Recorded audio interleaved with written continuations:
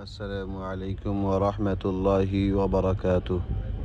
আলহামদুলিল্লাহ, এবছর 2025-এর যে প্রতিভার বিকাশ দিনিয়াতের পক্ষ থেকে করা হয়েছে, সত্যি আলহামদুলিল্লাহ খুবই আনন্দের এবং খুবই জাঁকজমকপূর্ণ একটি বিশেষ অনুষ্ঠান হলো, যা এর পূর্বে আমরা কোনোদিন দেখিনি বা ভাবিনি।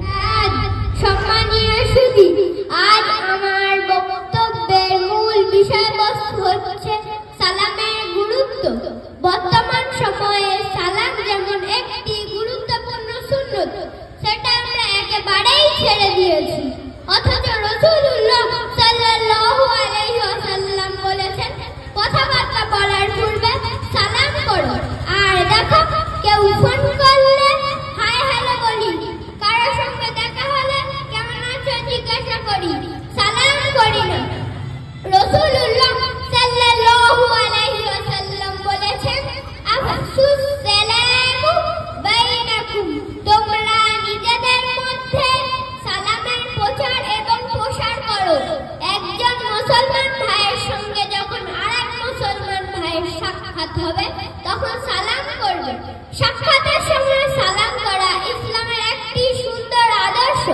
পরস্পরের সাক্ষাতের সময় সালাম বিনিময় থেকে উত্তম আর কিছু হতে পারে? أعوذ بالله من الشيطان الرجيم.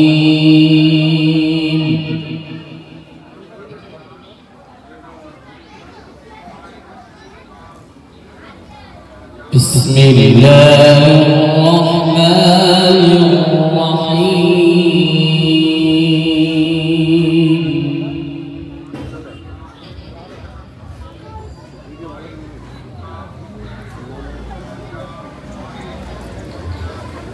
يوم نقول لجهنم هل امتلأت وتقول هل من مزيد.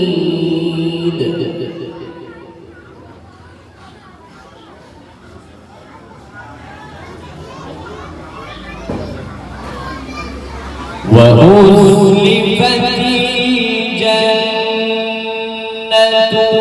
للمتقين غير بعيد.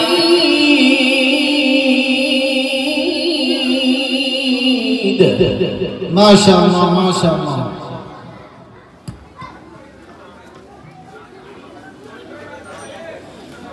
هذا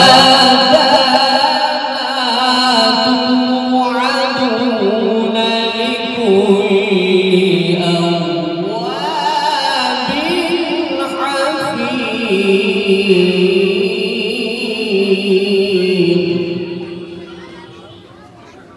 أواب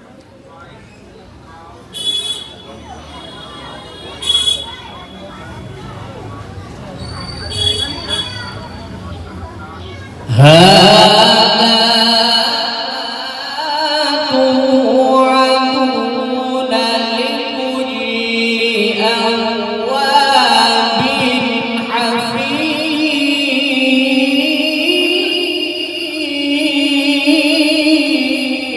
لقد كان لكم في رسول الله أسوة حسنة. صدق الله العظيم. সুপ্রাম্যের সর্বপ্রকার প্রশংসা সেই মহান স্রষ্টার দরবারে, যিনি মহিয়ান গরিয়ান সর্বত্র সর্ব জায়গায় বিরাজমান।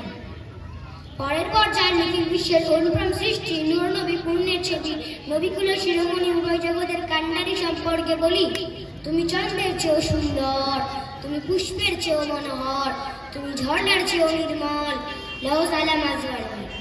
অতঃপর আজকের আলোক উজ্জ্বল অনুষ্ঠানের মাননীয় সভাপতি সাহেব ও মঞ্চ উপবিষ্ট মাননীয় বিচারক মণ্ডলী ও সামনে বসে থাকা বক্তব্যের শ্রোতা মণ্ডলী, সকলকে শ্রেণীগত সালাম জানিয়ে হুজুরে পাক সাল্লাল্লাহু আলাইহি সাল্লাম আদর্শ সংক্রান্তে নাতিদীর্ঘ আলোকপাত করার প্রয়াস রাখছি। আল্লাহ পাক সর্বোত্তম সহযোগী। ধাত্রীর বিপযোগ অনমনসিক অত্যাচার, অবিচার, ব্যভিচার, শিরক, বিদআত, ফিতনা, ফাসাদের কুচ্ছুটিকায় গোটা পৃথিবী ঢেকে যেত। তখন মানব সমাজ সুখ শান্তির জন্য চাতক পাখির ন্যায় গগন মেলে চেয়ে থাকত।